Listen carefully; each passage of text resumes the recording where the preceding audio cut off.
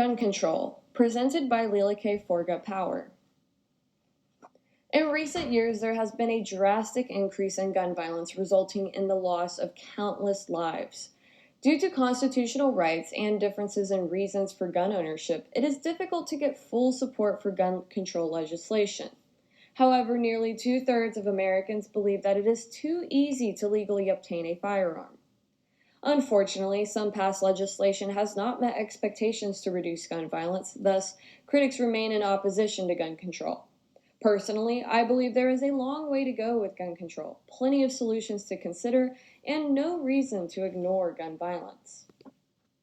According to the Center for Disease Control, in 2021 there were more than 48,000 gun-related deaths in the United States. In fact, gun homicide rates in the United States are roughly 25 times higher than other developed nations. In Texas, one of the most notable instances of gun violence was the Uvalde school shooting, where 21 lives were lost, 19 of which were children.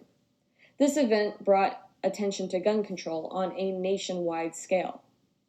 As you can see in the graph to the right, there are gun deaths in Texas over time from the year 2012 through the year 2021. In blue represents homicides, red represents suicides, and the gray represents both of those combined. In 2012, the deaths per 100,000 people from guns was roughly 11, whereas in 2021, this rate climbed all the way to nearly 16 deaths per 100,000 people from guns. Since the Bill of Rights of the United States Constitution grants Americans the right to bear arms, it is difficult to gain full nationwide support for legislation restricting the acquisition and usage of firearms. Additionally, each gun owner has their own personal reasons for possessing firearms. As you can see in the figure to the right, 72% of gun owners cite protection as a major reason for owning a gun, 32% for hunting, 30% for sport shooting, 15% as part of a gun collection, and 7% for their job. Participants of a study by Dr. Dorothy Dillard and her colleagues feel that gun violence could be decreased by decreasing access to guns and stronger penalties for possessing a gun illegally. Personally, I believe that gun violence may lessen if there were legislation lengthening the waiting period when buying a firearm, or if a safety course were required to be taken and renewed regularly to own a firearm. As you can see in the figure to the right, about 6 in 10 Americans say that it is too easy to legally obtain a gun in this country.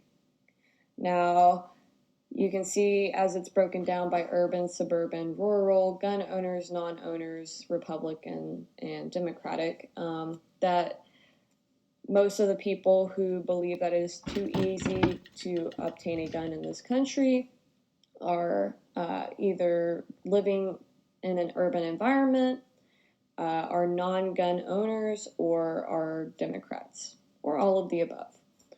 All right. And critics may argue that introducing gun control legislation would be too expensive for the state government, encroach upon citizens' Second Amendment rights, or be ineffective. For instance, critics may cite the effects of SB 1100, which raised the minimum age to purchase a long gun from 18 to 21 years old. The table on the right shows the number of incidents with long guns and all firearms before the law was enacted and after the law was enacted in California and Texas. Before this law was enacted, California had a much higher rate than after the gun law was enacted. However, Texas, that rate actually increased. So the Senate Bill 1100 was ineffective in Texas specifically. In my opinion, the expenses of gun control legislation are absolutely worth it to save lives, and if the government truly cares about its people, then it will set aside funds that enable the protection of its people. Further, when laws are enacted, citizens will find ways around the restrictions set by those laws. In the case of age, I find that it is easy to obtain age restricted items as long as individuals have connections with other individuals who meet the age requirements. For example, minors obtain nicotine and alcohol through their parents, older friends, fake identification cards, and even by stealing. The same can happen with firearms and already does. Additionally, constitutional rights would not technically be violated through gun control. People would still have the right to bear arms, but in a more responsible manner. I believe that there is a solution to gun violence. However, I do not believe that there is a single solution, nor do I believe that any solution will eradicate gun violence completely.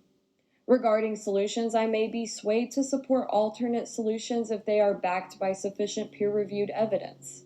If someone were to suggest that no restrictions need to be placed on firearms, then I would argue that mental health resources and care must be broadened instead in order to prevent violence caused by vengeance, animosity, impulsivity, etc. Overall, I believe that more access to mental health resources, in addition to gun control laws, will reduce the amount of gun violence.